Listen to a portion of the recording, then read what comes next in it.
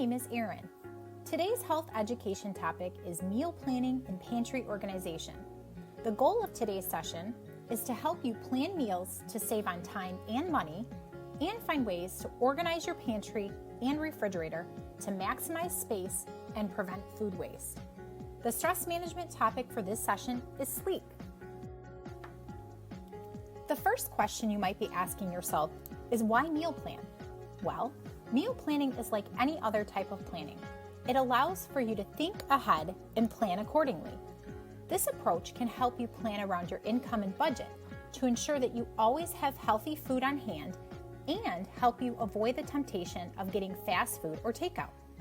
This can help you save money since oftentimes cooking a meal can provide food for multiple sittings, whereas getting fast food and takeout typically only provides one meal and can end up being more expensive in the long run. And while not all fast food and takeout food is unhealthy, sometimes when we are scrambling for a last-minute meal, we don't make healthy choices, myself included. Fast food and takeout food is also more likely to be higher in salt and saturated fat. Some fast food French fries even have sugar in them. Planning ahead encourages you to purchase what you need ahead of time, which can save you time and money. For example, you can purchase things while they're on sale and store them in your freezer, or plan your meals around in-season produce. You may even be able to make less trips to the grocery store as a result of planning ahead. Meal planning can encourage you to include a variety of healthy foods in your diet and try new things. If you're like some people, you might get stuck in a food rut and tend to make the same things over and over again. This approach can also motivate you to rotate the main protein in your meals, adding in fish, chicken, or pork, and limiting your intake of red meat to 3 times or less per week. You can even try meatless meals once a week to save on money. Lastly, meal planning can support family connectedness, allowing for you to set aside time to connect with family and loved ones over a healthy meal. These are just a few reasons why meal planning is a great thing to consider starting. Now, let's talk more about the details. Meal planning doesn't have to be complicated. Keep it simple for your sanity. I'm going to quickly go over how to put together a binder that you can use as your meal planning guide. If you don't have access to a printer, don't worry. There are plenty of meal planning apps that you can download on your phone. 2 examples are Mealthy and Whisk. If you are going the binder route, first start with any 3-ring 1-inch binder or folder, something that can hold your calendars, recipes, and anything else that will help you in your meal planning process. If you'd like to keep each section separate, consider getting divider tabs. Start by choosing a calendar, a monthly one that looks similar to this, and a weekly one that looks similar to this, if you want to break it down weekly. There are free templates that you can download and print at home located on the Resources tab of our website. You're also going to want to have a spot where you can keep recipes, just the ones that you're making for that month. You can also save room for your grocery shopping list, which we will get into more in another health education session. Just keep in mind that everything you're doing here will also help you with your grocery shopping. If you prefer, you can keep your monthly or weekly calendar on a dry erase board. Some people have an easier time having a calendar out as a visible reminder. The next steps are going to be selecting your recipes and scheduling them into the calendar. I would suggest taking a look at your month ahead in the last week of each month before. So if you're getting started after the month has already begun, just look ahead until the end of this month. The next part is based on your preference. It may work better for you to pick your recipes first and then plug them into your calendar, or you may want to take a look at your calendar to figure out which days you need to cook and then pick your recipes. For example, you may not be cooking every day because you have special events or dinner outside the home, or you may be eating leftovers. You may even want to schedule takeout days. One thing to keep in mind is that your meal planning calendar may look very different from someone else's because of your schedule and preferences. You may only want to meal plan for dinners, or you may want to meal plan for lunches too because you take your lunches to work. The general idea is to look at each week in the calendar to figure out which days you'll be cooking and for what meals. Keep in mind that the meals that you're cooking don't need to be fancy. They just need to be well-rounded so that you're getting all of the nutrients you need, which you'll learn more about in another health education session. A few things to ask yourself and keep in mind when searching for recipes. Does it sound good to you? Is it healthy? Can the ingredients be used in other recipes? Can you add in an extra vegetable or make any other healthy substitutions? Is the recipe simple and easy to make? Also, consider the portion size of the recipe you're making. Ask yourself, will I eat the leftovers, or can I give it a meal makeover and use it for another dish? Perhaps if it's more than you'll eat, you can freeze half or do a meal swap with a family member or friend, where you give half of whatever you make to them and they do the same for you with one of their meals. These are both ways to save yourself from having to make another meal too. Then you can put your recipes in the pocket of your binder or folder so they are right there when you need them. Now you are ready. With everything in one place, you can use your calendar to help you build your grocery shopping list. Now, when it comes to organizing your pantry, the goal is to maximize your space and be able to easily see everything that you have. First, we'll take a look at a couple of photos, one of an organized pantry and one of an organized fridge. First, let's talk about this photo of a pantry. Notice how shorter items are in front, taller items are towards the back, and like items are together. Having items sorted this way helps you see what you have for meal planning and allows you to easily reach things. Having it organized also helps when you have smaller spaces to work with for food storage. Consider using organizing tools like bins and trays to maximize the space and raise up items so that you can see them.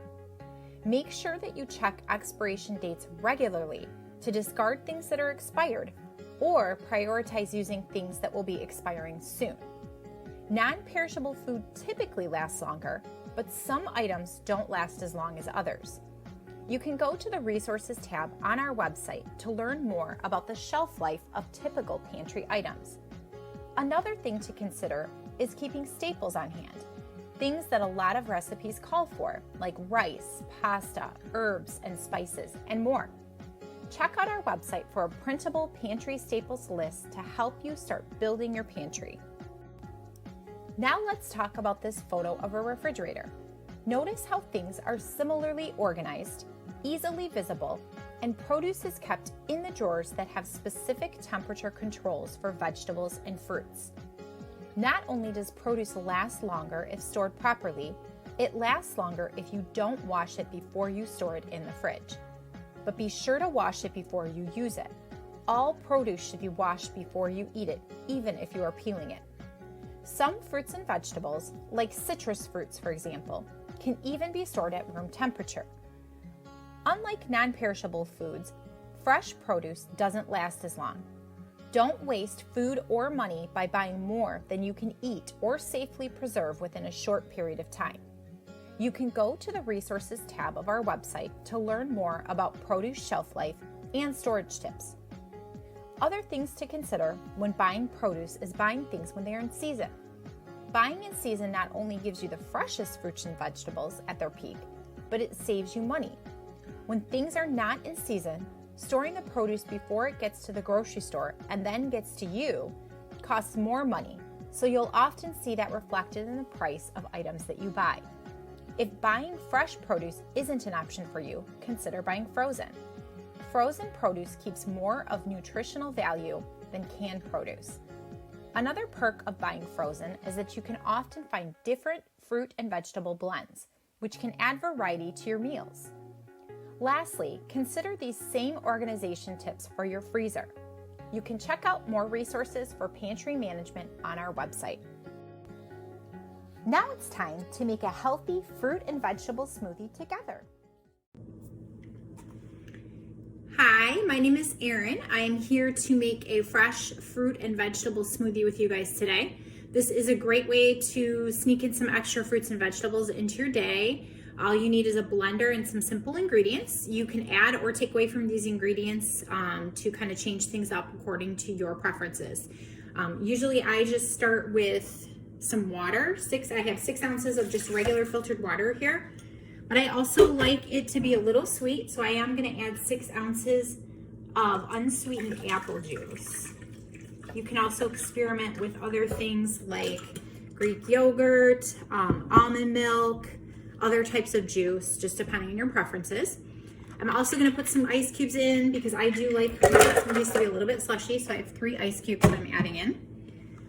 This mixture is a tropical fruit medley mix. It's actually all frozen. You can use fresh fruits and vegetables. I just chose to do the easy route for my fruits in this smoothie. It's got mango, strawberries, pineapple, and banana in it. It's about a cup of that mixture. It's just a frozen bag that I found in the frozen section of the store. I'm also going to add in a half a teaspoon of flaxseed. It's just ground flaxseed. It's another way to get some extra nutrients in. You can do chia seed. You can add in other things like protein powder, matcha green tea powder, things like that, just to add some extra nutrients or energy to boost the smoothie and make it even better. And then I also have a cup of triple washed spinach that I'm adding in for the greens part. Super easy, that's all you need. We're gonna go ahead and put this on here. I usually blend my smoothies on high just to get all the ice broken up and to make sure that the spinach is really broken up.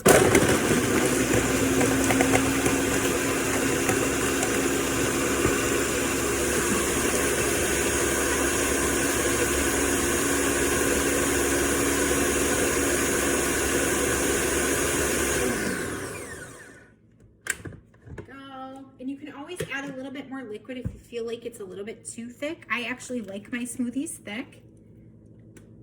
I'm usually going to make 2 cups, one for me and one for my daughter.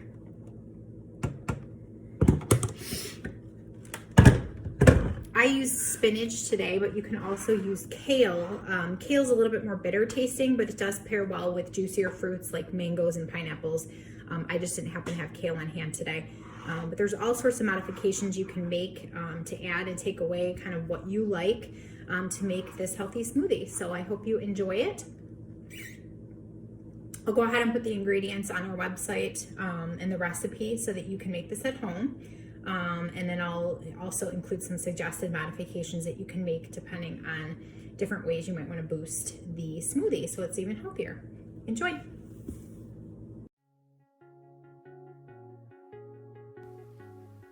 Now we're going to move on to our stress management topic for this session, which is sleep.